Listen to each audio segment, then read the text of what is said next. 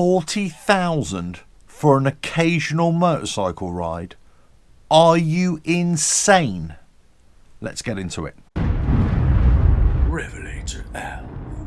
Hello, welcome to RevelatorAlf. I hope you're all well. So this video is all about, yes, it's having a moan at the kind of high prices that motorcycle manufacturers want to charge for their motorcycles. And this can apply to all brands when they're selling their top-end bikes. But let's just take Harley-Davidson, because that's what I ride. You know, look at the CVO models, so their custom vehicle operations. Those customized production bikes, let's say, they have all the bells and whistles. Let's say they've got a lovely flame paint job on the 2022 models. They've still got the 117 engine, but you're paying an extra £10,000, let's say, dollars or shekels, on top of a comparable model. And you kind of think, well, why? I mean, who's got the money to pay for these bikes, first of all? And then, because of the electronics on board with these modern bikes, most home mechanics are not going to do anything. And also, most independent workshops don't want to touch those bikes either, because of that the software required to interrogate those models. And it's just getting worse and worse, not only for Harley-Davidson, but also other manufacturers are making it increasingly difficult for home mechanics and independent workshops to be able to work on those bikes, not in a mechanical sense, but in an electronic sense. So you're paying 40,000, then you're kind of tied into going back to the dealership to have the work done to it, for a bike that you may not even ride that often. Now, I get it that some people have a lot of cash to burn, and some people are obviously richer than others, so it doesn't really matter. But I'm just looking at this from purely value for money. Why would I spend 40,000 on a bike that is just not worth it? Now, regardless of your opinion of build quality or not, but it's still something that you sit on and you ride, you know, from point A to point B, and hopefully you're going to have a nice time doing so. But in the case of Harley-Davidson, the stock suspension is still pretty rubbish on those CVOs, as with all the Taurus, as we all know. There are much better suspension setups out there, so then you're going to have to spend even more money to get a bike that you really want. Now, we could say this about all manufacturers with their high-end bikes as well, but if you look at the technology on other brands, you are tending to get a bit more value for money. Whether with the Harley-Davidsons, you're still not getting that modern technology in comparison to other brands, but also you're paying a hell of a lot of money as well. Now, possibly this could be the state of affairs in modern motorcycle manufacture, where it really depends where that bike is produced and what is the basic cost of production. If it's manufactured, built, assembled in, let's say, the United States or in Europe, yes, it's going to cost a lot more money.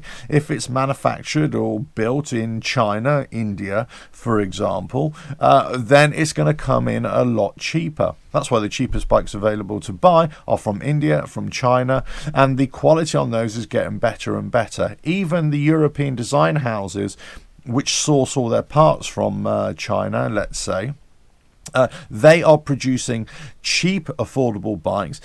Whether they last the test of time is kind of irrelevant, in that you're just getting a bike that you sit on and you ride from point A to point B, and hopefully you're going to have a good time riding it too. But yes, people would say, well, you're paying £40,000, dollars or shekels, for the build quality, for the experience, for the name, for the brand. But how much value is in that? Now, if you're a big fan of Harley-Davidson, I get it. I absolutely get it, because I'm a fan too. Whilst many people don't think I am, I am. But you look at a CVO model and you think, especially this year for 2022, a few people have kind of mentioned this, but you're going to pay an extra £10,000 over a CVO road glide, let's say, over a standard road glide. And you think, well, what extra are you getting apart from, yeah, it's colour match, you got the nice flame job, there's a few extras here and there. But essentially, you're paying £10,000 just for a name badge. And you think, well, now, if they come out with a much bigger engine, let's say, I don't know, 124, 128, 131, whatever size you want to go up to, okay, then you could say there's an engine difference there, there's a performance difference there, that's where you're paying the money. But there isn't. And this is where you kind of start looking, well, how high are these prices going to go? Is there going to be a motorcycle produced by Harley-Davidson in the coming years that's going to be topping 50 or 60,000 pounds, dollars or shekels as a base price? Because you can already achieve that if you start adding up all the extras. So it can be crazy. Man, I don't even know what the tri-glides are now. I think they're already reaching that figure already. So, you know, these are expensive machines. Motorcycling was never meant to be this expensive. It was never meant to be a toy. These are supposed to be functional machines that are 2 steps higher on the evolutionary ladder from walking, then cycling, and then motorcycling. That's how the progression goes. And then motorcycling to cars and vans and pickup and so on and so forth. And that's how it works in terms of mobility. But now you're charging 40,000, 30, 40, 50,000 pounds for a riding experience. I mean, this is just, bonkers, really. It's absolutely bonkers. Now, you're absolutely right. I know those of you out there who say, well, nobody's forcing you to pay that money. Absolutely right. But the mere fact that they've got those motorcycles for sale means that at some point, somebody's going to want to buy it. And that's my point. Even those that are willing to pay for it, how much value do you think you're getting out of a 40,000 machine over a 20,000 machine or a 15,000 machine? You know, whatever it is.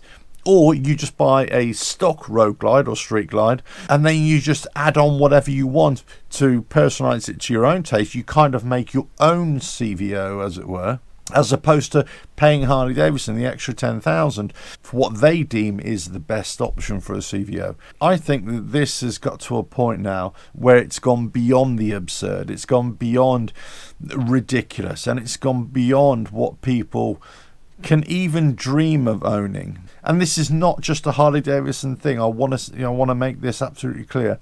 Because if you take all the major manufacturers, they are all producing expensive bikes or expensive options for their bikes as well.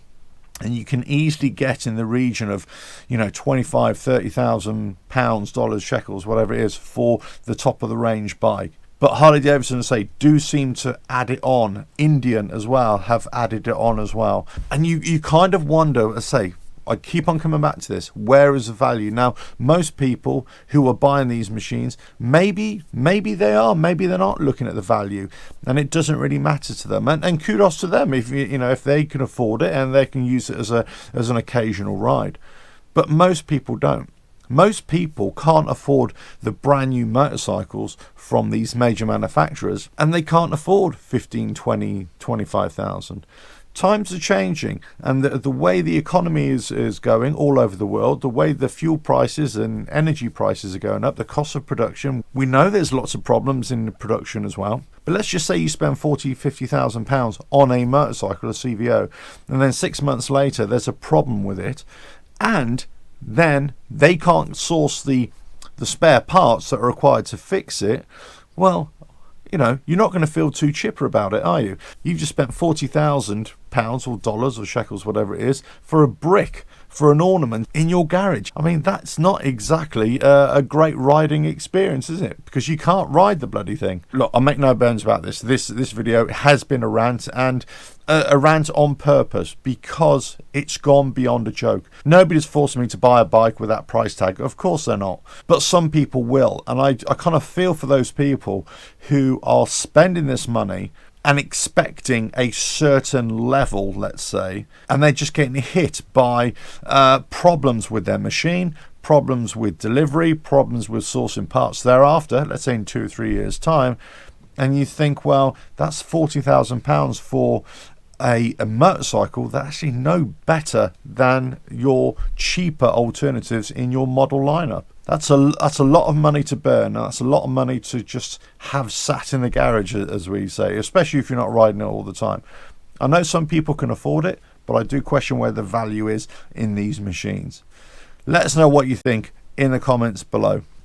I know I've ranted, but let us know your thoughts on these really expensive motorcycles these days. I mean, who can afford them? Nobody's buying these things outright with cash. They're all going on the finance deals, and maybe that's the problem. Maybe finance has been a bit too cheap in previous years, and in the next few years it's going to get really, really expensive, and then all of a sudden the bottom will fall out of this market. I don't want to be the prophet of doom, but it occurs to me that's what could be coming. Let us know your thoughts. Don't forget to subscribe, hit that bell, like and share. Check out the website, RevelatorAlf.com. Ta-da!